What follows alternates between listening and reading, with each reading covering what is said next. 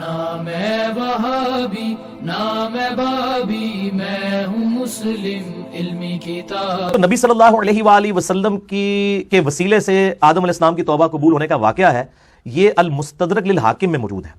اگرچہ امام حاکم نے اس کی تصحیح بھی کی ہے کہ یہ حدیث صحیح ہے، لیکن امام ذہبی جنہوں نے اس کے اوپر بعد میں تحقیم کی، ان کا موقف یہ ہے کہ اس میں ایک کذاب راوی ہے، اور امام ذہبی کی بات ہی زیادہ مضبوط ہے کہ روایت کمزور ہے. اور ویسے بھی یہ ایک اسلوب کے بھی خلاف ہے، کیونکہ صحیح بخاری میں 1010 نمبر حدیث ہے کہ سیدنا عمر رضی اللہ تعالیٰ عنہ کے زمانے میں جب قحط پڑ جاتا تو سیدنا عباس ابن عبد المطلب کو وہ لے کے آتے اور کہتے اے اللہ، جب تک تیرے نبی ہم میں موجود تھے ہم ان کے ذریعے سے تیری طرف وسیلہ اور توسل اختیار کرتے تھے، اب ان کے بعد ہم ان کے چچا کو لے کے آئے، ان کی دعا کی برکت سے بارش نازل فرما، تو بارش نازل ہو جایا کرتی تھی. وسیلہ اور توسل یہ ہے کہ جو سامنے بندہ موجود ہے اس سے دعا کروائیں. آج نبی علیہ السلام دنیا میں سامنے موجود ہیں، ہم آپ صلی اللہ علیہ وآلہ وسلم سے ہی دعا کروائیں گے.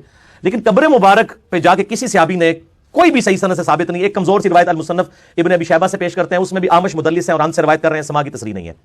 باقی بخاری میں جب موجود ہے کہ قحط پڑا تو سیدنا عمر کا ایٹیچیوڈ کیا تھا، ٹھیک ہے، کہ وہ انہوں نے بالکل عقیدہ امت کو بتا دیا کہ وسیلہ اور توسل کیا. اور سیدنا عمر ان راویوں میں سے ہیں بخاری و مسلم کی ان احادیث کے کہ جب غزوہ جو صلح حدیبیہ کے موقع پر جب پانی کم پڑ گیا تو سیدنا عمر رضی اللہ عنہ نے نبی علیہ السلام کو پیالہ دیا، آپ صلی اللہ علیہ وسلم نے اپنی مبارک انگلیاں اس میں ڈالی تو چشمے پانی کے جاری ہو گئے. سیدنا عمر کو تو پتہ تھا کہ آپ کے مبارک ہاتھوں سے پانی کے چشمے جاری ہوئے ہیں، تو وہ کہہ سکتے تھے یا رسول اللہ علیہ وسلم جب آپ ہم میں موجود تھے ہم آپ کے وسیلے سے دعائیں کرواتے تھے اللہ کے حضور، اب آپ کی قبر پہ پیالہ لے کے اپنا قبر مبارک سے ہاتھ باہر نکالے. انہوں نے نہیں کیا، الٹا بلکہ انہوں نے امت کو عقیدہ سمجھایا. یہ تو پھر شیخ زکریا کاندلوی صاحب نے فضائل درود میں اور الیاس قادری صاحب نے فضائل سنت میں لکھ دیا کہ وہ شیخ احمد رفاعی کے لیے 555 ہجری میں نبی علیہ السلام نے قبر مبارک سے نعوذ باللہ ہاتھ باہر نکالا اور 90,000 لوگوں نے یہ مجمع نے یہ منظر دیکھا، اس میں شیخ عبد القادر جیلانی بھی ہیں. تو یہ سارے جھوٹے واقعات ہیں اس قسم کے. تو وہی جو حدیث ہے نا حاکم کی، اس میں موجود ہے کہ نبی علیہ السلام کے وسیلے سے آدم علیہ السلام کی توبہ قبول ہوئی. اور اس میں آگے ہے کہ پھر آدم علیہ السلام پوچھتے ہیں یا اللہ یہ محمد کون ہے، تو اللہ تعالیٰ فرماتا ہے کہ اگر میں محمد کو نہ پیدا کرتا تو کائنات کی کسی چیز کو پیدا نہ کرتا. یہ سارے الفاظ اسی ایک روایت کے اندر ہے. وہ روایت اصول محدثین کے اندر ضعیف ہے کیونکہ قصہ آدم اور ابلیس قرآن حکیم میں 7 دفعہ آیا ہے. اگر آدم علیہ السلام کی توبہ کا یہ واقعہ ہوتا تو قرآن پاک میں منوان اس طریقے سے آتا. 7 دفعہ اللہ تعالیٰ نعوذ باللہ بھول گیا کہ بتانا کہ یہ بیچ میں الٹا دعا بھی آئی ربنا ظلمنا انفسنا، اور پورا سورۃ الاعراف میں ڈیٹیل آئی، سورۃ البقرہ کے اندر، سورہ صاد کے اندر، سورہ بنی اسرائیل کے اندر، سورۃ الکاف کے اندر، کہیں پہ بھی یہ بات ڈسکس نہیں ہوئی. تو بڑی انپورٹنٹ بات تھی. اور پھر انسانیت کی پیدائش کا مقصد نبی علیہ السلام کی اگر پیدائش ہے، یہ تو اس سے بھی زیادہ انپورٹنٹ بات ہے، یہ قرآن میں ہونی چاہیے. جبکہ قرآن حکیم میں سورہ ہود اگر آپ نکالیں تو پارہ نمبر جو 12 ہے اس کا پہلا پیج آپ سورہ ہود کی جو ابتدائی آیات ہے وہ آپ پڑھ کے دیکھ لیں. اللہ تعالیٰ نے اس کائنات کا مقصد بھی بتا دیا کہ میں نے کیوں پیدا کیا. شروع کی آیات ہے، آیت نمبر جو ہے وہ 7 ہے سورہ ہود کی. وَهُوَ الَّذِي خَلَقَ السَّمَاوَاتِ وَالْأَرْضَ فِي 6 أَيَّامٍ، وہی ہے اللہ جس نے پیدا کیا آسمان اور زمین کو 6 دنوں میں. وَكَانَ عَرْشُهُ عَلَى الْمَاءِ، اس وقت اس کا عرش پانی پر تھا. لِيَبْلُوَكُمْ أَيُّكُمْ أَحْسَنُ عَمَلًا، اور اس نے یہ کائنات اس لیے پیدا کی تاکہ تمہیں جانچے کہ تم میں سے کون نیک اعمال کرتا ہے. یہ کائنات انسانوں اور جنوں کے لیے پیدا ہوئی ہے کہ اللہ ان کو جانچے، کسی ایک شخص کے لیے نہیں. ٹھیک ہو گیا؟ تو بالکل کلیئر ہے. باقی یہ جو واقعہ نا کہ وہ پھر انگوٹھوں میں وہ نور آ گیا، یہ حاکم میں یہ بھی موجود نہیں ہے. یہ پتہ کہاں میں موجود ہے؟ یہ انجیل برناباس کے اندر، جس کو میں بڑے عرصہ پہلے کہتا تھا کہ جعلی انجیل ہے، یہ کسی مسلمان نے بیٹھ کے لکھی ہے اور کرسچن تو پہلے نہیں مانتے.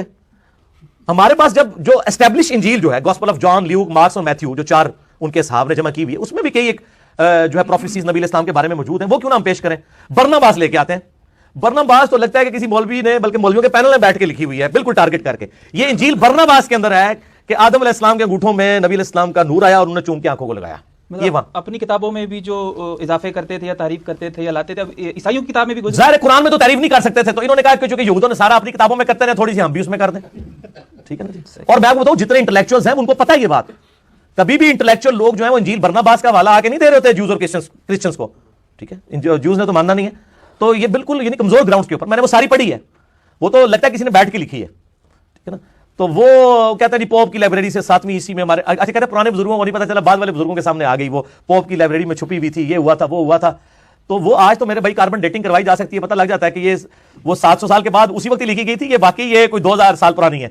پتہ چل جائے گا. وہ جس طرح وہ بریلوی حضرات نے مصنف ابن ابی شیبہ کا ایک نسخہ نکال لیا ہے، اس کا مصنف عبد الرزاق کا، وہ حدیث نور والا، رائٹنگ آج دے زمانے دی ہے، کاغذ آج دے زمانے دا، کہتے ہیں بہت پرانا نسخہ مل گیا. ٹھیک ہے، یہ بھائی جھوٹ نہیں چلنے، کاربن ڈیٹنگ میں پتہ چل جاتا ہے کتنی پرانی کچھ ہے. ٹھیک ہے، تو یہ بالکل غلط ہے، یہ اس کی کوئی اصل موجود نہیں ہے. مسئلہ 43 میرا دیکھ لیں، وسیلہ اور توسل پہ میں نے ساری چیزیں اس میں ڈسکس کی. انبیاء تو حدیث سے ثابت نہیں ہے، تو میں نے ان کو بتایا بھی صحیح مسلم میں حدیث ہے واقعہ معراج والی، کتاب الایمان چیپٹر میں واقعہ معراج کے اوپر تقریباً 30-40 کے قریب احادیث ہیں. اس میں نبی صلی اللہ علیہ وآلہ وسلم فرماتے ہیں کہ جب شب معراج بیت المقدس میں لوگ جمع ہوئے تو مجھے جبرائیل نے کہا کہ آپ ان کی امامت کروائیں. تو اس نے کہا اس سے تو نبی علیہ السلام کا ان کی امامت کرانا ثابت ہوا، امام الانبیاء کیسے ہو گئے؟ دیکھو اب اس کے بعد آپ کچھ نہیں کر سکتے نا. اپنے بزرگ بابوں کے تو جھوٹ بھی قبول کیے ہوئے ہیں، ہم حدیث بھی دکھا دیتے ہیں، ماننے کے لیے تیار نہیں ہوتے. ٹھیک ہے نا. تو جو نبیوں کی امامت کروائے وہ کون ہوتا ہے؟ امام الانبیاء. اور نبی علیہ السلام کی ڈیفینیشن میں تو سب سے جو اعلیٰ درجے کا بندہ ہے اس کو ہی امامت کروانی چاہیے, جو صحیح مسلم میں شرائط آئی ہیں. تو نبی صلی اللہ علیہ وآلہ وسلم کو پروٹوکول دے کے آپ صلی اللہ علیہ وآلہ وسلم کو امامت کے درجے کے اوپر فائز کیا گیا. سید الاولین والآخرین, بخاری و مسلم میں حدیث ہے کہ انا سید الاولین والآخرین, میں جو گزر چکے اور جو آنے والے ہیں میں ان کا سردار ہوں قیامت والے دن. کیوں؟ پھر آپ نے فرمایا کہ سب لوگ اکٹھے ہو کے حضرت آدم علیہ السلام کے پاس آئیں گے, وہ پوری حدیث شفاعت مسئلہ 88B میں نے بیان کی ہے, اور الٹیمیٹلی میرے پاس آئیں گے اور میں پھر اللہ تعالیٰ کے حضور سجدہ کروں گا, اور اللہ تعالیٰ نے جو ڈیفائن کرے گا میرے لیے میں ان لوگوں کے لیے شفاعت کروں گا. تو جو گزر چکے جو آنے والے ہیں ان کا میں سردار ہوں, یعنی ان کی طرف سے قائد بن کے اللہ کے حضور پیش ہوں گا. تو امام الانبیاء اور سید الاولین والآخرین اور اسی طریقے سے خاتم النبیین اور شفیع المذنبین, یہ اتنے بڑے بڑے ٹائٹل ہیں کہ ان کے مقابلے میں امام اعظم چھوٹا ٹائٹل ہے. وہ تو اسپیسیفک ہو گیا, سارے اسپیسیفک کو جمع کر کے آپ امام اعظم کہہ دیتے ہیں. اعظم کہتے ہیں سب سے بڑے کو. ان کو پتہ ہے کوئی تکلیف ہوتی ہے, انہوں نے ایک اپنے کسی بزرگ کے بارے میں امام اعظم کلیم کیا ہوا ہے, یہ کہتے ہیں ان کو ہی آپ کہیں, ہم ان کو کہتے ہیں وہ امام اعظم, ان کو مطلقاً آپ نہیں کہہ سکتے.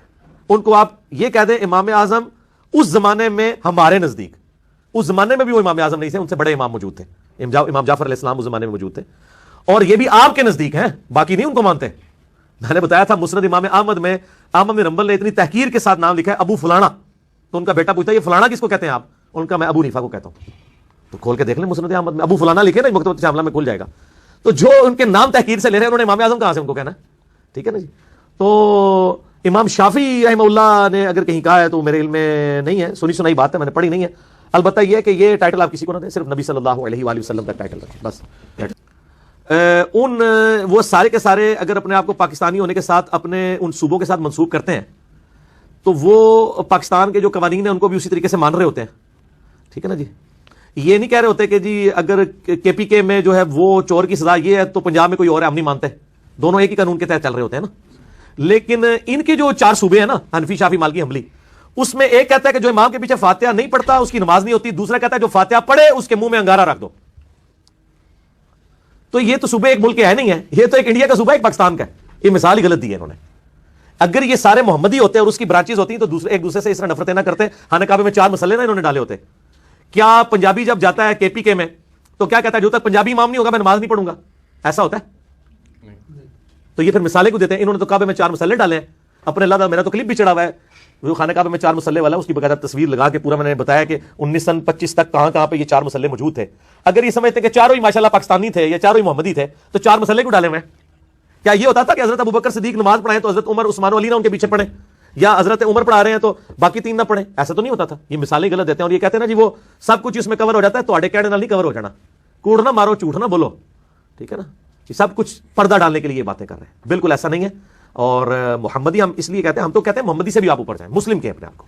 نبی علیہ السلام کو قرآن حکیم میں یہی حکم ہوا ہے انا اول المسلمین, اور قرآن حکیم میں ہوا سماکم المسلمین من قبل وفی ھذا. اس قرآن کے نزول سے پہلے ابراہیم علیہ السلام نے تمہارا نام مسلم رکھا تھا اور اس کتاب میں بھی اللہ نے تمہارا نام مسلم رکھا ہے. ہم کہتے ہیں آپ اس سے بھی اوپر آئیں, مسلم کہیں, اللہ کے سامنے سر تسلیم خم کرنے والا. اور کلمے میں چونکہ لا الہ الا اللہ محمد رسول اللہ صلی اللہ علیہ وآلہ وسلم, تو دوسرے نمبر پہ اگر کوئی چیز ہو سکتی ہے تو محمدی ہو سکتی ہے. اگر ان کے کلموں میں کہیں ان کے بزرگوں کے نام آتے ہیں تو ضرور ڈالیں. ہم کہتے ہیں اس سے امت کے ڈویژن میں اضافہ ہوا ہے. اگر یہ کہتے ہیں فروع اختلافات ہیں تو ایک دوسرے کے پیچھے نمازیں کیوں نہیں تھے پڑھتے؟ ابو فلانا کہہ کے کوئی ایک دوسرے کو بلاتے تھے. نام ہے وہابی نام ہے بابی, میں ہوں مسلم علمی کتاب.